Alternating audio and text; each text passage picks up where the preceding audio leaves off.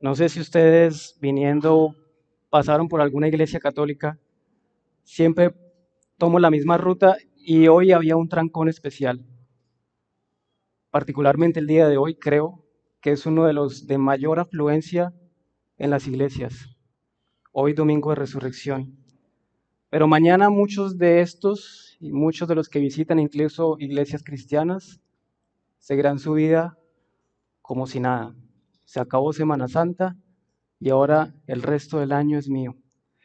Una frase que se desconoce si es de San Agustín, dice, el hábito, si no se resiste al poco tiempo, se vuelve necesidad. Y hace referencia a los vicios o los malos hábitos o aquellas rutinas que se nos vuelven cotidianas en nuestra vida y que nos dejan ver que hemos estado amoldados o acomodados a este mundo. Agustín, en su libro Ciudad de Dios, dice que las virtudes verdaderas no existen donde falta la verdadera religión. Abro comillas. Por más laudable que parezca el dominio del alma sobre el cuerpo y de la razón sobre las pasiones, si tanto el alma como la razón no están sometidas a Dios, no es recto en modo alguno el dominio que tienen sobre el cuerpo y las pasiones.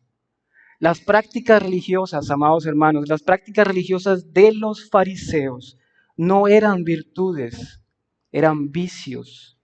Ellos oraban, pero lo hacían para su propia gloria, para su propio beneficio. Ellos anhelaban la venida de un Salvador, ellos anhelaban el juicio, pero ellos querían ver a un rey que vendría a destronar el imperio romano para su propia gloria, la gloria del pueblo de los fariseos. Creían en las profecías, esperaban a un Mesías, aún lo esperan hoy, y junto a este Mesías esperaban la llegada de un rey que les diera a ellos todas las riquezas terrenales en ese momento. Uno que se materializaría, y aún lo esperan así, dándole a ellos la supremacía en este mundo. Por causa de su incredulidad, los fariseos se habían habituado a su mala interpretación de la ley y a su forma incorrecta de vivir y entender las escrituras. Así que sus ojos fueron cegados, sus oídos fueron tapados, como nos dice Isaías. Ellos estaban delante de aquel que encarnaba el reino de Dios, pero no lo habían visto. Ellos estaban delante de aquel que estaba cumpliendo todo lo que se había profetizado de él, pero no lo veían. Y esa es una de las razones por la que a través de las parábolas el Señor le responde en repetidas ocasiones a sus discípulos para cumplir el juicio proclamado que dice Isaías 16:10. Haz insensible el corazón de este pueblo, endurece sus oídos, nubla sus ojos, no sea que vea con sus ojos y oiga con sus oídos y entienda con su corazón y se arrepienta y sea curado. ¡Qué juicio!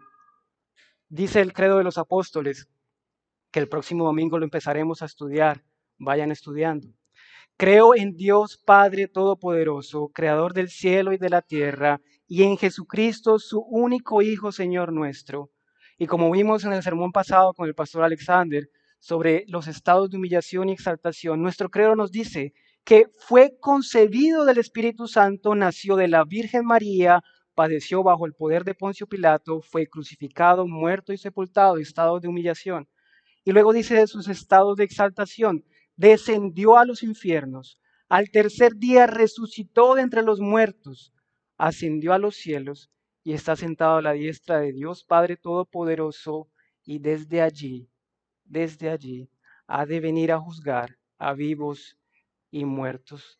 Desafortunadamente, amados hermanos, para muchos hoy, como los que están hoy en Domingo de Resurrección, como los fariseos en el tiempo del Señor, el Evangelio es el Evangelio y Dios es Dios en la medida que ellos tengan su pedazo de reino aquí y ahora.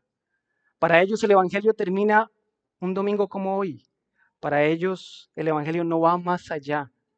Para muchos Cristo murió, resucitó y tal vez sí ascendió a los cielos, pero se quedó allí. y tú allá y yo acá vivo mi vida feliz. El juicio de Dios ha llegado a desaparecer desafortunadamente, amados hermanos, de muchos púlpitos, aún de aquellas iglesias que dicen ser cristianas. Las vidas de muchos que profesan ser cristianos se ha apartado y ha desconocido que hay un día en que el Señor vuelve. El regreso del Señor ha pasado a lo largo del tiempo y de la historia, usted lo puede ver, de ser un instrumento de opresión lastimosamente que mancha la historia de la iglesia con las cruzadas, a ser algo caricaturesco que solamente aparece en las películas de Hollywood. Dice Arcis Sproul en su libro Escatología de Jesús: es necesario llamar a la diligencia de predicar todo el consejo de Dios. Quienes han optado por predicar solo el Evangelio, espero que pronto se den cuenta de que el fin de los tiempos es parte integral de ese Evangelio que quieren predicar. Es por ello, por lo que no es difícil para nosotros hoy salir a la calle y preguntar y ver que muchos dicen creer en Dios, pero no creen en un fin del mundo. No creen en un Dios que va a arrojar almas al infierno. Para ellos ese no es el Dios de amor que conocen. Un Dios de amor no enviaría a alguien al infierno. Para el hombre mundano, para el profesante cristiano de a pie, para el que vive amoldado al mundo, para el religioso fariseo con apariencia de piedad, para ellos les cuesta creer que hay un día del juicio. Muchas falsas religiones, amados hermanos, se dicen cristianas y cortan el evangelio hasta aquí. Predican tu mejor vida ahora, tu mejor vida hoy. El infierno y el día de juicio es incompatible con ese evangelio de la prosperidad, con ese evangelio humanista. Y la verdad, amados hermanos, es que como confiesa nuestro credo, el Señor no solamente resucitó y ascendió a los cielos, desde donde hoy gobierna a su iglesia y el mundo y el universo entero, sino que también hay un día en que el Señor volverá a juzgar. Hoy estudiamos y aprendimos sobre el día del Señor, pero la Escritura también nos habla que hay otro día del Señor, el día del Hijo del Hombre, donde toda rodilla se doblará, y en la tierra y en los cielos y debajo de la tierra, y toda lengua confesará que Jesús es el Señor. El día del Hijo del Hombre, amados hermanos, ese día separa a los verdaderos de a los falsos, santifica, separa y trabaja ese día para nosotros como advertencia. Hoy, tal vez nosotros no estemos como están muchos detrás de una procesión, pero de pronto, amados hermanos, y es parte de la reflexión a la que los invito con este sermón, de pronto estamos viviendo como si Cristo no volviera, como si Cristo se hubiera demorado. Olvidamos que somos peregrinos en este mundo y nos adaptamos al día a día y a la rutina y al tengo que dormir, comer, trabajar, dormir, comer, trabajar, corriendo el riesgo, amados hermanos, de perdernos en la costumbre y de habituarnos y no estar apercibidos para el día de su regreso, no estando apercibidos, como nos dice Efesios, que los días son malos y que como creyentes hemos de redimir el tiempo porque el Señor viene. El puritano John Owen en su libro La mortificación del pecado advierte a nosotros los creyentes sobre el peligro del mundo y sus distracciones, porque pueden desviar nuestra atención de lo que es realmente importante. Él dice, el mundo y sus vanidades son como cadenas que atan el alma y lo alejan de la comunión de Dios. El creyente debe estar en constante vigilancia contra las seducciones del mundo y no permitir que sus deseos y placeres temporales la aparten del camino de santidad. Y para ello es la comunión íntima con Dios, el mejor antídoto contra las tentaciones del mundo y del pecado. Es la oración constante y ferviente el fundamento de esta comunión con Dios. Y esto se puede evaluar, lo pueden evaluar ustedes en intimidad, amados hermanos. Haga solamente una reflexión, haga solamente un conteo de aquellas cosas por las que ha orado esta semana. Con el favor del Señor, Buscaremos reflexionar en ello hoy, de mano de Lucas en su Evangelio, en el capítulo 18. Leo para ustedes. Lucas 18, versículos del 1 al 8, versión Reina Valera. También les refirió Jesús una parábola sobre la necesidad de orar siempre y no desmayar, diciendo, había en una ciudad un juez que ni temía a Dios ni respetaba a hombre. Había también en aquella ciudad una viuda, la cual venía a él diciendo, hazme justicia de mi adversario. Y él no quiso por algún tiempo, pero después de esto dijo dentro de sí, aunque no temo a Dios ni tengo respeto a hombre, sin embargo, porque esta viuda me es molesta, le haré justicia, no sea que viniendo de continuo me agote la paciencia. Y dijo el Señor a sus discípulos, oíd lo que dijo el juez injusto. ¿Y acaso Dios no hará justicia a sus escogidos que claman a Él día y noche? ¿Se tardará en responderles? Os digo que pronto les hará justicia, pero cuando venga el Hijo del Hombre, ¿hallará fe en la tierra? Tenga esa pregunta resaltada, si puede resaltar su Biblia, anótela. Cuando venga el Hijo del Hombre, ¿hallará fe en la tierra? En este pasaje, amados hermanos, que acabamos de leer, los discípulos son exhortados por el Señor a reconocer su necesidad. El texto nos dice que les enseñó para que vieran la necesidad de orar. El Señor les está exhortando a sus discípulos a que vean la necesidad de evaluar su fe a la luz de aquello que es el cierre del glorioso evangelio, que Cristo vuelve.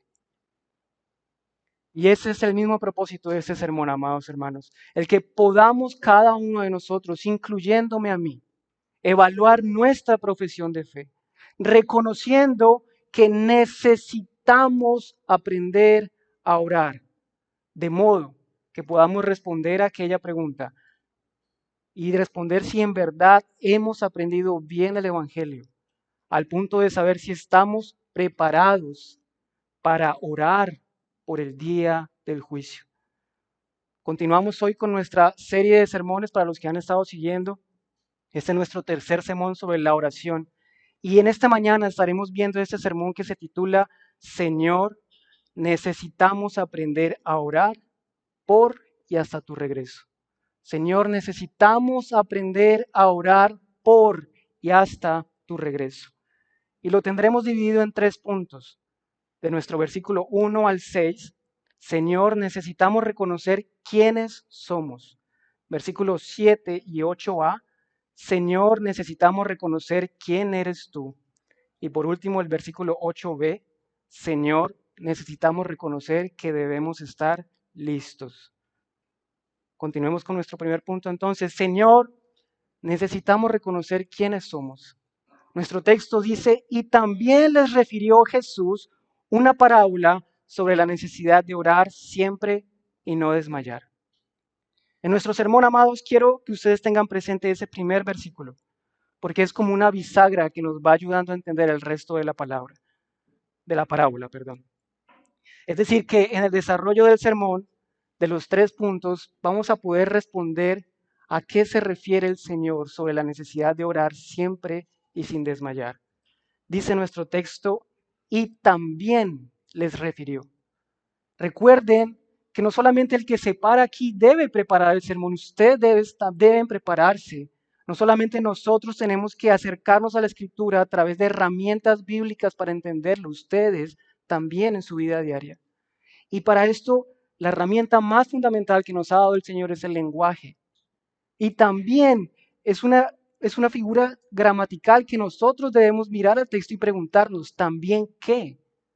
¿Cómo así que también? Recuerden que los capítulos y los versículos no son inspirados. El texto va de corrido. Y también, capítulo 18, no quiere decir que sea algo nuevo, algo viene hablando, algo viene pasando. Debemos preguntarle a Lucas, ¿también qué? ¿Les refirió a quiénes? Recordemos que Lucas es nuestro interlocutor, el que nos está exponiendo aquí, el que por extensión le está exponiendo a Teófilo, pero también a todos los gentiles, y los está llevando a evaluar, como dice en el capítulo 1, a evaluar bien las enseñanzas que han aprendido, a evaluar bien si lo que hemos aprendido del Señor realmente es lo que es el Evangelio del Señor. Para ello, Lucas, como un buen médico, no escatima en detalles y por eso se considera que de los sinópticos, Lucas es uno de los evangelios más descriptivos y más rico en detalles. Por ejemplo, esta parábola solo aparece en Lucas, la parábola de la viuda y el juez injusto. Lucas retrata muy gráficamente las enseñanzas del Señor, como hemos visto en otros sermones anteriormente. Así que en ese detallado registro de Lucas tenemos que encontrar esas piezas que nos van a ayudar a entender esta parábola. Por eso vamos a Lucas 17, una paginita atrás. Lucas 17, versículos 20 al 37. Dice Lucas 17, versículos 20 al 37. Versículo 20. Habiéndole preguntado a los fariseos cuándo vendría el reino de Dios, Jesús les respondió. Y luego dice nuestro versículo 22 de 17. Y luego dijo a sus discípulos. Ahora, ¿a quiénes les enseña sobre la necesidad de orar sin desmayar? A sus discípulos. También les refirió de qué les viene hablando.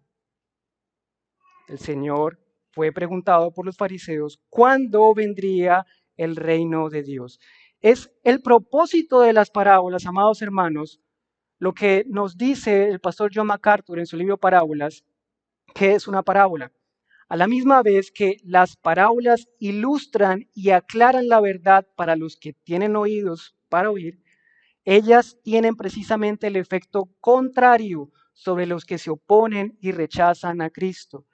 El simbolismo esconde la verdad de quienes no tengan la disciplina o el deseo de buscar el significado de parte de Cristo. Es por esto que Jesús adoptó este estilo de enseñanza. Era un juicio divino contra los que recibían su enseñanza con desprecio, incredulidad o apatía. Los fariseos seguramente, después de preguntarle al Señor y haber escuchado su respuesta, se quedaron escuchando la enseñanza del Señor. Y normalmente es lo que vemos en los evangelios. Normalmente el Señor tenía una audiencia mixta, gentiles, judíos, prosélitos, temerosos de Dios, pero responde con una parábola para que solamente sus discípulos entiendan. En Mateo 13:10, los discípulos le preguntan, ¿por qué hablas en parábolas? En Lucas 8:9, él responde a sus discípulos que preguntaron esto y dice, a vosotros os es dado conocer los misterios del reino de Dios, pero a los otros las parábolas para que viendo no vean y oyendo no entiendan.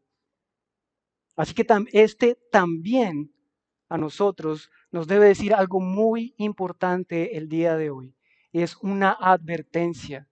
Porque este también y esta forma en que el Señor está enseñando a sus discípulos a través de la parábola, hacía que a los fariseos se les acarreara más condenación. Porque escuchando al Señor predicando, más le rechazaban, así que más se condenaban. A sus discípulos les enseña esta parábola en el mismo discurso que viene de Lucas 17. Y tenemos en nuestra parábola a tres personajes, para los que van anotando. Había en una ciudad un juez que ni temía a Dios ni respetaba a hombre. El Señor más adelante en el versículo 6, cuando le pregunta a los discípulos, refiriéndose al juez, dice, y dijo el Señor, oíd qué dijo el juez injusto. Un juez que ni temía a Dios ni respetaba a hombre.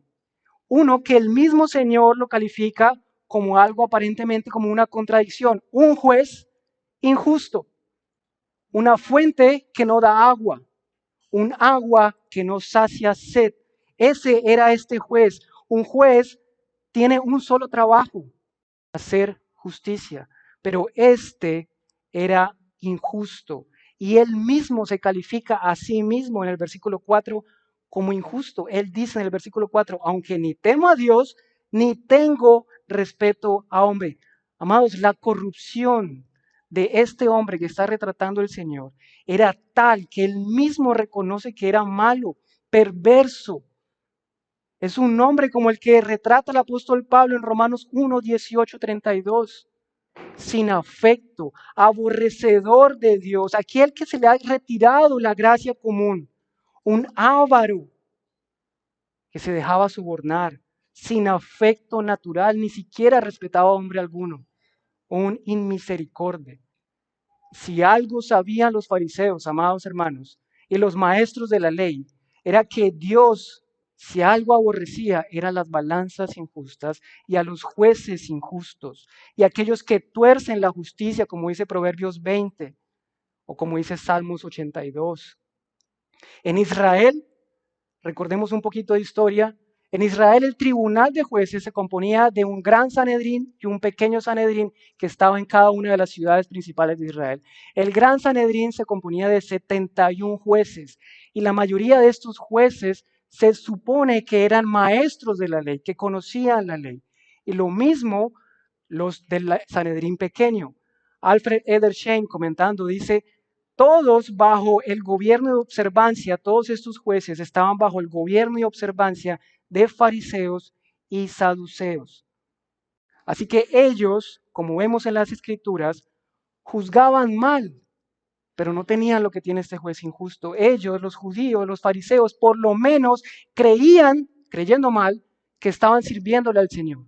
Creían que le temían al Señor, pero este juez ni temía a Dios ni respetaba a hombre alguno. Así que probablemente el juez retratado en esta parábola no era un judío, no era del Sanedrín, sino uno peor, de mayor maldad. Uno que según la historia también Alfred Edersheim nos comenta, podría ser un juez o romano o al servicio de los romanos o al servicio de Herodes. Uno que no tenía refreno ni culpa para juzgar conforme a cómo le pagaron o los gobernaran. Uno que tal vez no sabía lo que dice el Señor en Proverbios 16, que mejor es lo poco con justicia que la muchedumbre de frutos sin derecho. Alfred Edersheim nuevamente en la vida y los tiempos de Jesús anota que los judíos le tenían un apodo a estos jueces. Eran tan malos que los jueces malos judíos le tenían un apodo al juez injusto, a los jueces injustos. Con un solo cambio de letra en el hebreo, cambia el sentido completo de las palabras. No sé cómo se pronuncia, pero el nombre jueces de faltas, jueces para hacer justicia, es Dayané Geselot. Y los judíos le cambiaban una letra, la L, por una R, y quedaba Dayanet Geresot, para decir jueces bandidos, jueces ladrones. Amados, esto es de anotar. Si alguien malo califica a otro de malo, es porque es perverso, es muy malo. Con seguridad los discípulos habían sufrido directamente de juicios injustos de estos jueces y seguramente sabían de qué estaba hablando el Señor. Y enseguida tenemos el personaje principal de nuestra parábola, la viuda, y junto a ella su victimario. El versículo 2 dice, también había en aquella ciudad una viuda la cual venía a él diciendo, hazme justicia de mi adversario. Esta viuda, amados, también era un personaje conocido para el pueblo, para los judíos y para sus discípulos. Los fariseos y los discípulos del Señor sabían de la ley y cómo el Señor defendía la causa de los huérfanos, los extranjeros y las viudas. Pero esta viuda en particular, así como este juez en extremo es malo, esta viuda en particular también en nuestra parábola es descrito a un extremo de indefensión, a un extremo de pobreza y marginación. La ley era clara en el pueblo, la ley era clara sobre las mujeres que no podían acercarse a los tribunales, no podían acercarse a los reyes, no podían acercarse ante las autoridades religiosas. Ellas tenían que tener a un mediador varón, su esposo, su hijo, su primo, algún pariente cercano que representara sus causas ante los jueces. Que ella se acercara, una mujer en el pueblo judío, ante una autoridad era casi sentencia de muerte. Y esta viuda se acerca no una, sino muchas veces ante un juez que no es justo, ante un juez injusto. La tradición farisea enseñaba eso. Así que los fariseos también sabían de qué tipo de viuda estaba hablando el Señor. Nuestra protagonista acá está literalmente, amados hermanos, piensen en esto, no tenía ni un solo varón que pudiera llevar su causa delante de este juez. Esta mujer estaba literalmente sola, indefensa, no tenía nada más que perder, así que se acerca ante el juez. Así que valientemente decide presentarse sin desmayar ante un perverso juez que probablemente no le iba a hacer justicia. Y ella repetía insistentemente, hazme justicia de mi adversario, defiéndeme. Y acá entra en escena un tercer actor, el adversario. Craig Keener, en su comentario al Nuevo Testamento, cita el segundo libro de Reyes 4:1, hablando de la viuda, si recuerdan, de la viuda y el aceite. Y dice en su comentario que probablemente esta viuda que está retratando el Señor es similar a aquella y que probablemente este adversario le estaba quitando lo poquito que tenía esta viuda. Es decir, que de pronto su esposo tenía alguna deuda, su adversario era el que tenía la deuda, a quien le debía la deuda y le estaba reclamando su poquita herencia. No tenía nada y lo poquito que tenía probablemente era lo que el adversario le quería quitar. Y recordemos que esta palabra adversario en la escritura es usada muchas veces para aquel que se opone activamente a otro. Es un lenguaje bélico. Adversario se usa a aquel enemigo de guerra. El adversario detiene con injusticia la justicia y la verdad. Este adversario detiene con injusticia lo que era justo para esta viuda, que era su herencia. Era un enemigo a muerte para esta viuda. Y ante la persistencia constante y sin desmayo de esta viuda, el texto dice que el juez injusto decide hacerle justicia. Hay un cambio en el lenguaje, hay un cambio en la historia. Algo pasa. El juez injusto decide hacerle justicia con tal de que no le agote la paciencia, dice el texto. Y algunos comentaristas se refieren a este no me agote la paciencia a un término usado en el boxeo. No sé cómo se pronuncia, es hupias. No sé, los que saben karate. Hupias es un término de boxeo. Y se refiere a que viniendo de continuo es probable que me agote la paciencia. Él estaba pensando, es probable que esta viuda me golpee literalmente y me afrente físicamente. El juez injusto, por temor a ser literalmente herido y tal vez burlado y deshonrado por los romanos y los demás, decide hacerle justicia a esta viuda. Y amados, aquí hagamos una pausa. Es necesario hacer una aplicación a nuestra vida. Es necesario para todos ser convencidos del estado del hombre sin el Señor. El hombre sin Cristo está en completa indefensión. Sin el Señor, el hombre no es nada y no tiene a quien acudir para que le haga justicia.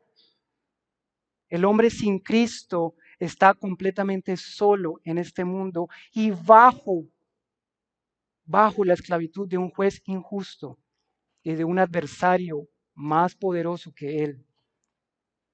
Amados hermanos, los cristianos debemos estar apercibidos y reconocer que sin tener comunión con Dios, sin estar en plena comunión con nuestro Señor, bajamos nuestra defensa y estamos a merced de nuestro adversario en una guerra sin tregua. Amados, yo les pregunto, ¿acaso hay un juez más injusto que el diablo? ¿Acaso el que está en guerra con Dios y contra su iglesia no es nuestro enemigo y adversario el diablo?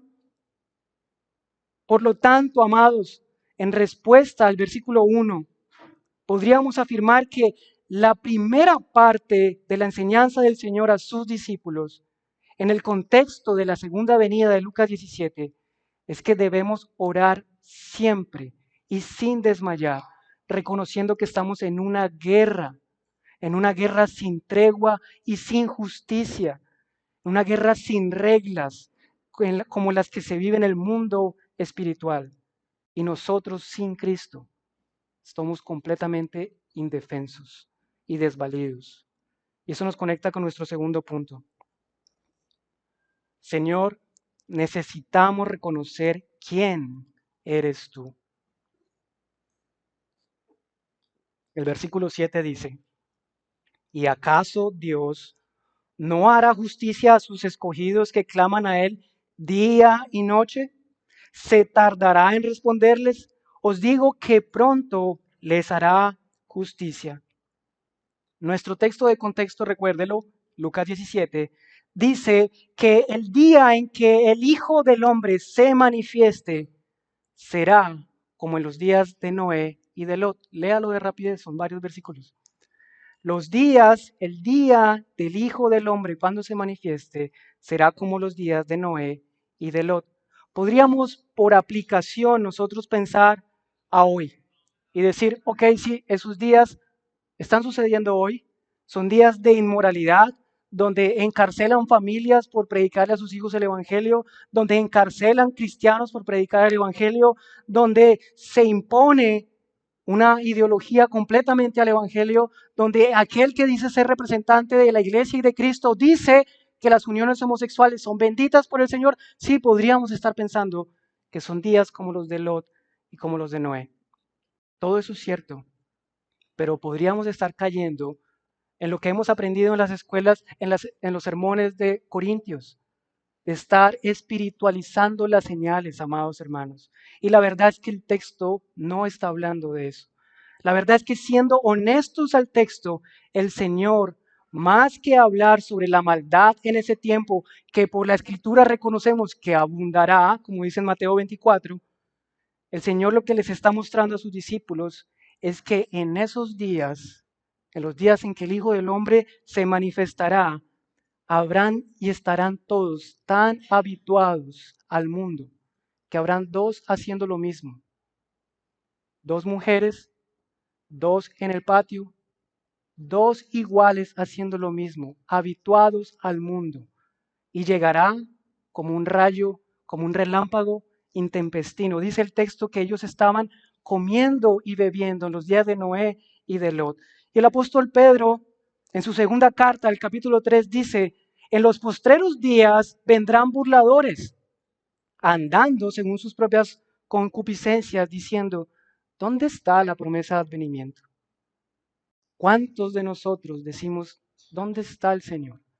¿Dónde está la promesa de advenimiento? Y nos acostumbramos y nos amoldamos a este mundo. La exhortación del Señor a sus discípulos es una advertencia fuerte, amados, una advertencia que sean conscientes del peligro por culpa de nuestro pecado de poder habituarse a este mundo, de habituarse de tal manera que dice también en Lucas 17, desearán ver uno de los días del Hijo del Hombre.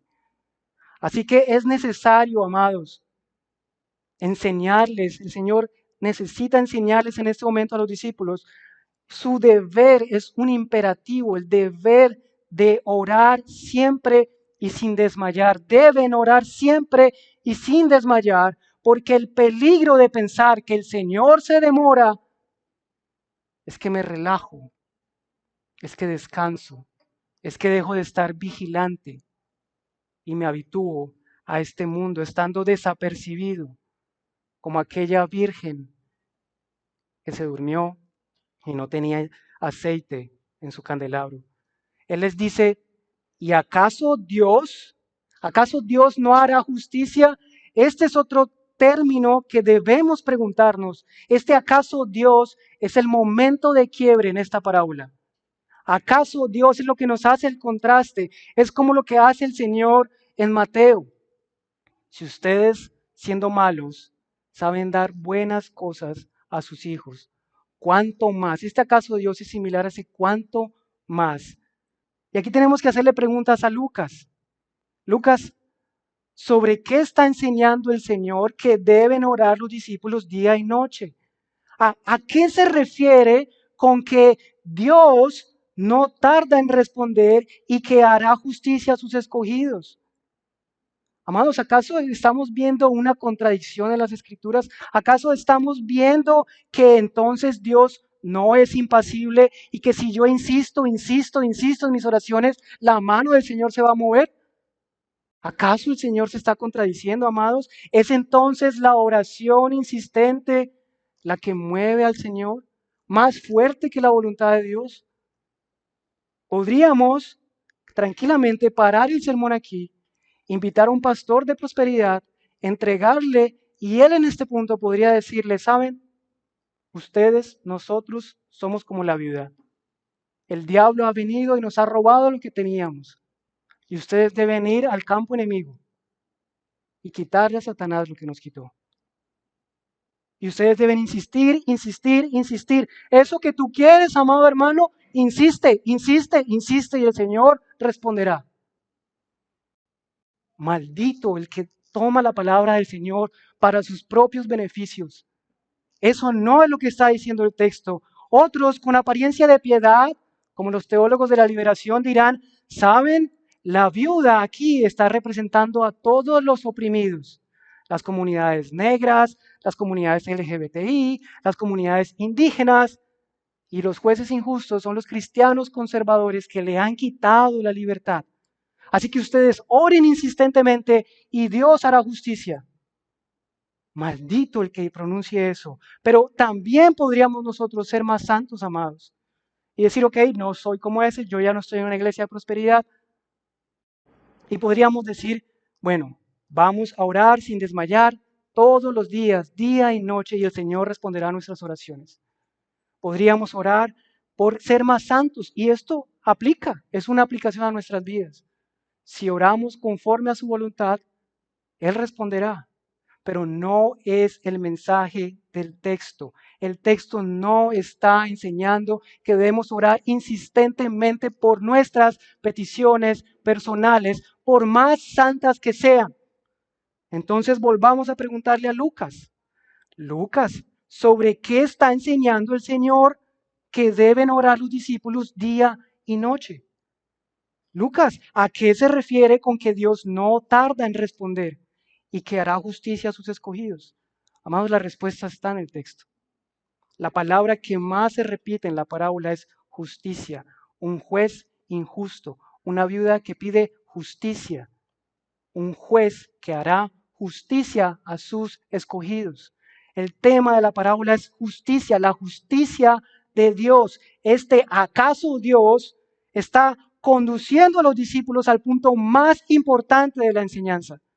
Luego de haberlos llevado a lo más bajo y lo más vil de aquel juez injusto, al estado de mayor indefensión de aquella mujer, de aquella viuda que no tenía quien la defendiera, ante un adversario que no descansa por hacerle injusticia, ocurre un cambio dramático en la historia, donde por contraste, totalmente opuesto, los lleva a poner su mirada en aquel único juez justo.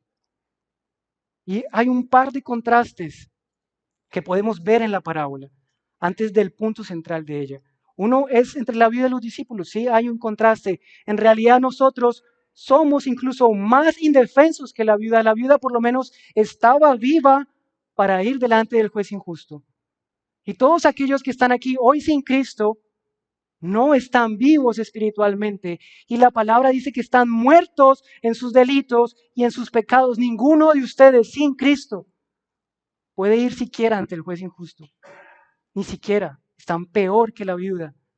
Podríamos hablar de otro contraste, amados, entre el adversario de la viuda y el adversario de nuestras almas.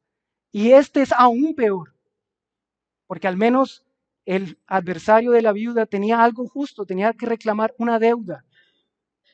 Pero el diablo sin tregua clama y lucha por nuestras almas, sin tregua. Satanás, dice la Escritura, que no es como enseñan algunas herejías. Satanás no es el justiciero de Dios que arrojará las almas al infierno. Él será el primero en ser arrojado al infierno el día que se manifieste el Hijo del Hombre. El contraste máximo entonces está entre el juez injusto y el juez supremo, el soberano del universo que gobierna todo cuanto existe. Un contraste que lleva a los discípulos a reflexionar: si el juez más perverso del mundo hizo justicia para por lo menos solventar o salvaguardar su propia honra, ¿cuánto más el justo y buen y perfecto Dios hará justicia y vindicará su santo nombre? En contraste, es un contraste similar, como decíamos: cuánto más, si ustedes siendo malos dan buenas cosas, cuánto más el Padre sabrá dar buenas dádivas a sus hijos. Entonces, ¿de cuál justicia nos está hablando la parábola?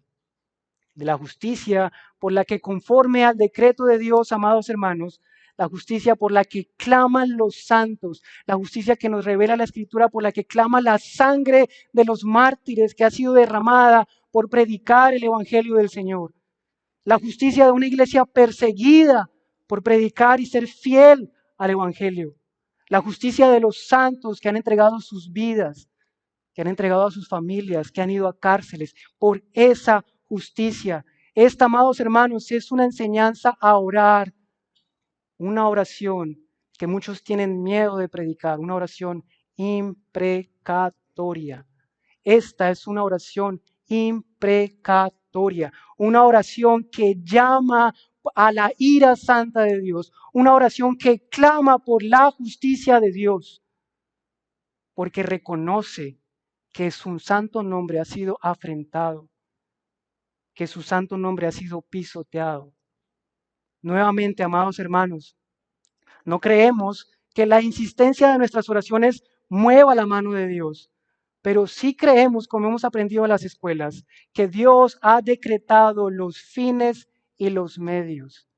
Y uno de los medios que ha decretado para el fin del mundo es la oración de los santos y escogidos. La oración de sus santos, amados hermanos. Las oraciones imprecatorias las encontramos en los salmos y son aquellas que invocan al Dios santo. Son oraciones que, según Steve Lawson en su libro de Predica los Salmos, nos dice que no están movidas por el celo y el deseo de venganza personal, sino, como nos enseña Romanos 12, son movidas por un pueblo que reconoce que suya es la venganza y que Él es el que hace justicia. Una oración de aquellos que reconocen que su nombre es santo, santo, santo.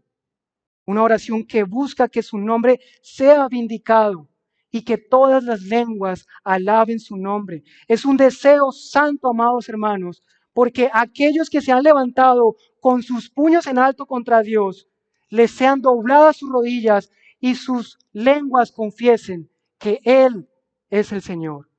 Estas oraciones imprecatorias buscan demostrar que Dios es santo, buscan mostrar la autoridad de Dios, buscan llamar al malvado al arrepentimiento, buscan hacer que todo su pueblo justo alabe a Dios. Mis hermanos, mis amigos, perdón, a todos, sí, hermanos, amigos, y a los que no han creído en el Señor, niños, niñas, el Señor me va a demandar a mí y me va a pedir cuentas por lo que yo he predicado en este púlpito. Y mal haría yo si yo no predico todo el consejo de Dios. Y todos ustedes, niñas, que están aquí sin Cristo, el día que el Señor vuelva, si están sin Cristo, el Señor arrojará sus almas al infierno. Y toda la iglesia, el pueblo de los santos, alabará al Señor el día que eso ocurra. Por más dolor que hoy físicamente me dé saber que alguno de ustedes pueda que no esté con el Señor hoy, el día que el Señor venga, todos los santos alabarán su santo nombre cuando Él arroje sus almas al infierno.